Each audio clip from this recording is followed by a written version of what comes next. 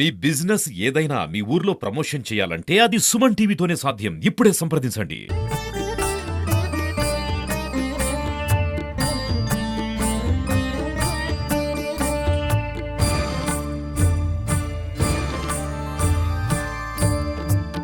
నమస్తే, నేను మీ వెంకట శ్రీనివాస్ గారిని. మీరు చూస్తున్నారు Indians largest digital TV network Suman TV. Rajahmundry Devi chowk centre అయితే అమ్మవారి నవరాత్రోత్సవాలకి సంసిద్ధమవుతున్న పరిస్థితి. ఇక్కడ దాదాపు ఒక నెల రోజుల నుంచే, అంటే వినాయక చవితి ఏదైతే ఉందో అది వెళ్ళగానే దానికన్నా ముందు నుంచే కూడా ఇక్కడ ఏర్పాట్లు దేవి నవరాత్రులు చేస్తారని చెప్పుకోవడంలో అతిశయోక్తి లేదు. ఇప్పుడు మనతో అయితే కమిటీ మెంబర్స్ ఉన్నారు. ఈ ఆలయ చరిత్ర ఏంటి, ఈ దేవి చౌక్ సెంటర్లో ఈ అమ్మవారు ఎన్నేళ్ళ నుంచి దాదాపు ప్రసిద్ధి, అన్నీ కూడా వాళ్ళ మాటల్లోనే అడిగి తెలుసుకుంటాం. సార్ నమస్తే అండి. నమస్తే అండి. 1934లో బత్తుల మునయ్య గారు, కామరాజు గారు కలకత్తాలో చింతపండు వ్యాపారం చేసేవారండి. అక్కడ అమ్మవారి ఉత్సవాలు చేయడం చూసి ఇదే విధంగా మన యొక్క మూలాంతర జంక్షన్లో కూడా చేస్తే నగరం అభివృద్ధి చెందుతుందనే ఉద్దేశంతో ఆ ఉత్సవాలను యథాస్థానం అక్కడ ఎలా అయితే చేశారో కలకత్తాలో అదేవిధంగా 1934లో కామరాజు గారు, మునయ్య గారు ప్రారంభించారు. అలా దినదినాభివృద్ధి చేస్తూ ఈ వీధిలో బొత్తుల మల్లికార్జున ఎక్స్ఎమ్మెల్యే గారు 5 రోడ్ల జంక్షన్లో పౌరాణిక నాటకాలు, సాంఘిక నాటకాలు, సురభి నాటకాలు, అలాగే సురభి నాటకాలు, కామెడీ డ్యాన్సులు మొత్తం అన్ని వివిధ రకాల 5 రోడ్లలో కూడా ప్రోగ్రాలు చేస్తూ 1963లో ఈ యొక్క అమ్మవారిని స్థాపించి కలకత్తా నుంచి విగ్రహం తీసుకొచ్చి అమ్మవారు స్తూపం కట్టారు. అప్పుడు దాకా ఈ 3 లాంతల జంక్షన్గా ఉన్న ఈ సెంటర్ దేవి చౌక్గా నామకం చెంది విరుదులుతూ దినదినాభివృద్ధి చేస్తూ ఈరోజు 91 సంవత్సరంలోకి అడుగుపెట్టి ఉత్సవాలు అఖండ విజయంగా బత్తుల రాజేశ్వరరావు ఆధ్వర్యంలో ఈ ఉత్సవాలు అఖండ విజయంగా జరుగుతున్నాయండి. ఇక్కడ జరిగే అమ్మవారి నవరాత్రోత్సవాలు చాలా స్పెషల్ అని చెప్తారు, ఎందుకు? ఓం శ్రీ గురుభ్యో నమః. ఓం శ్రీ మాత్రే నమః. హరి ఓం. శ్రీదేవి శరవణనవరాత్రి మహోత్సవంలో రాజమహేంద్రవరం దేవి చౌక్లో చాలా ప్రసిద్ధిగాంచినటువంటి మహోన్నత నవరాత్రి మహోత్సవాలు ఈ సంవత్సరం 3వ తారీఖు నుండి 13వ తారీఖు వరకు దేదీప్యమానంగా జరగబోతున్నవి. 2వ తారీఖు రాత్రి 9:09 అమ్మవారి విగ్రహస్థాపన, 3వ తారీఖు పాటిమి ఉదయం 8:40 కళాస్థాపన, యంత్రస్థాపన జరుగుతుందండి. అలాగే 6వ తారీఖుని ఆదివారం దంపతులతోటి 108 దంపతులతోటి కుంకుమార్చనలు జరుగుతాయండి. అలాగే మధ్యాహ్నం విందు భోజనాలు, ప్రసాదాలు అన్నీ కూడా వితరణ చేస్తున్నారు కమిటీ వారు.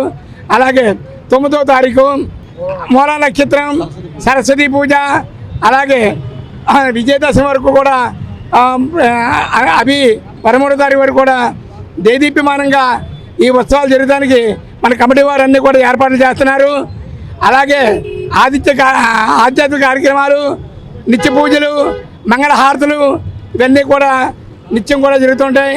ఈ అమ్మవారు గత 90 సంవత్సరాలుగా నవరాత్రులు ముగించుకుని 91 సంవత్సరంలో మనం ప్రారంభం కాబోతున్నాం. అమ్మవారి యొక్క ఆశీర్వాదంతో అందరూ కూడా భక్తులు ఆయురారోగ్యములు, సిరి సంపదలతోటి పెరుగుతున్నారు. అమ్మవారి అనుగ్రహంతో అందరూ శుభంగా ఉండాలని కోరుకుంటున్నాం. సార్, దేవి చౌక్లో ఉన్న ఈ అమ్మవారు ఎందుకని అంత స్పెషల్? దేవి చౌక్లో ఉన్న అమ్మవారు అంటే అండి, ఇది దేవి చౌకే కాదండి, రాజమండ్రికే దేవి చౌక్ అమ్మవారు అంటే ఒక ప్రసిద్ధి. అందుకని రాజమండ్రిలో ఉన్న జనాలు అందరూ కూడా ఈ అమ్మవారి దగ్గర దర్శనం చేసుకుని మనకి ఆ 10 రోజులు కూడా ఇక్కడ అంగరంగ వైభవంగా వేడుకలు జరుగుతాయి. వారి కోరికలు దర్శించుకుని వారి కోరికలన్నీ తీర్చుకుంటారు. దాదాపు ఈ నవరాత్రోత్సవాలకి ఎక్కడెక్కడి నుంచి భక్తజనులు అందరూ వస్తూ ఉంటారు? సుమారు ఎంతమంది వస్తూ ఉంటారు రోజుకి? మన జిల్లా నుంచే కాకుండా ఇతర జిల్లా, హైదరాబాదు, తెలంగాణ నుంచి, బెంగళూరు నుంచి ఇక్కడ స్థానికులు ఉండేవారు ఎవరినో ఊర్లో వెళ్ళిపోతే వాళ్ళు కూడా వచ్చి సాంప్రదాయబద్ధంగా అమ్మవారిని దర్శించుకుని ఏదో ఒక టైంలో అమ్మవారిని దర్శించుకుని వెళ్తారు.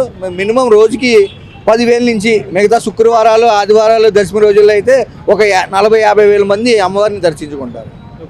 మేము కూడా రాజమండ్రిలోనే పుట్టి పెరిగాం కాబట్టి ఇక్కడ ఈ క్రౌడ్ ఏది ఎలా ఉంటుందో తెలుసు. మీరు ఎటువంటి జాగ్రత్త చర్యలు తీసుకుంటున్నారు?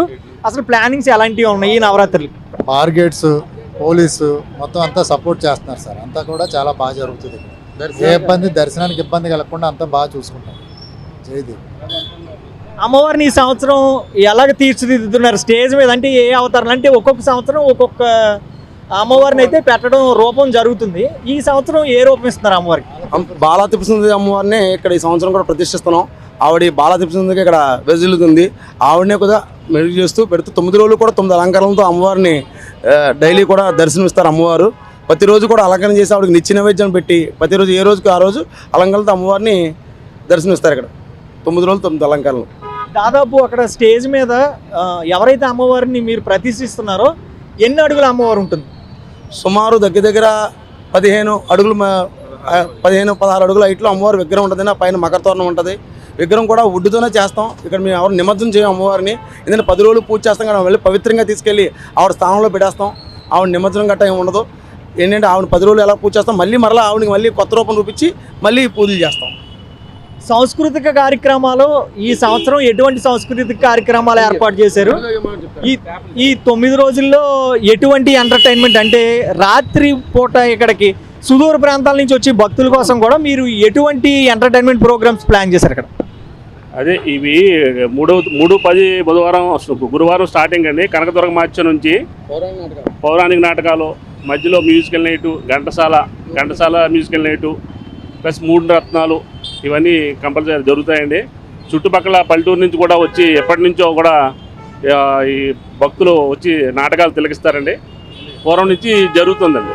గతంలో ఇది వరకు అంటే అప్పుడు థియేటర్లు అయితే తక్కువ ఉండేవి, అప్పుడు ఆదరణ ఎలా ఉండేది ఈ నాటకాలు కదండి, ఇప్పుడు ఎలా? పౌరాణిక సాంఘిక నాటకాలు బాగుండేయండి. హరిశ్చంద్ర, కురుక్షేత్రం, శ్రీరామయుద్ధం, అలాగే బాల నాగమ్మ, ఇవే ఒక హిస్టారికల్ చరిత్ర కలిగిన పౌరాణిక నాటకాలు ప్రదర్శిస్తున్నాం. దీనికి ఆదరణ అంటే పూర్వం చాలా ఎక్కువగా ఉండేది.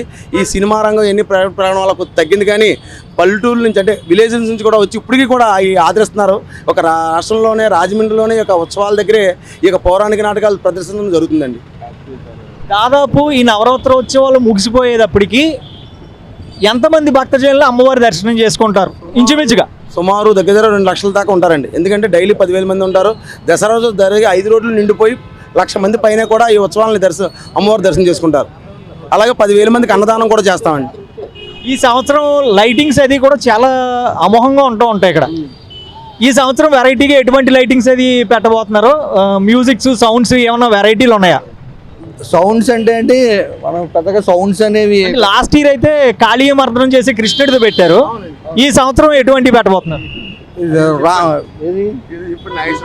అదే రామ్ అని వస్తుంది కదండి, సీతారాములది, అది ఒకటి. ఇంకా ఏదో కొత్త 2-3 లైటింగ్స్ కూడా అమ్మవారి టైపు అన్ని కూడా విజువల్ లైటింగ్స్, ఇలా లైటింగ్ కూడా కొత్త రకాలన్నీ ఏర్పాటు చేస్తున్నారు. మార్నింగ్ కలర్ బ్లాక్ కలర్ ఉంటే అన్ని కూడా పెయింటింగ్తో ఏర్పాటు చేసి ఈవినింగ్ లైటింగ్ కనపడేలాగా విధంగా ఏర్పాటు చేస్తున్నారండి.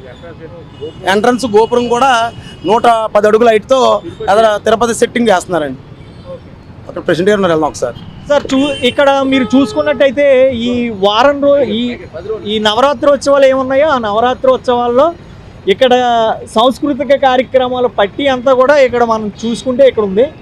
3-10-2024 గురువారం నుండి అయితే ఇక్కడ స్టార్ట్ అవుతాయి. అలాగే 10 రోజులు నిర్విరామంగా అసలు అదుపు లేకుండా ఈ స్టేజ్ కళాకారులు కూడా గోదావరి జిల్లా వాళ్ళు ఎంత అలాగా ప్రోత్సహిస్తారు. అలాగే వీళ్ళందరూ కూడా చిన్న ఆర్టిస్టులు అయితే కాదు, వీళ్ళందరూ కూడా నంది అవార్డు గ్రహీతలు. వాళ్ళ రంగాల్లో చాలా ప్రసిద్ధులు.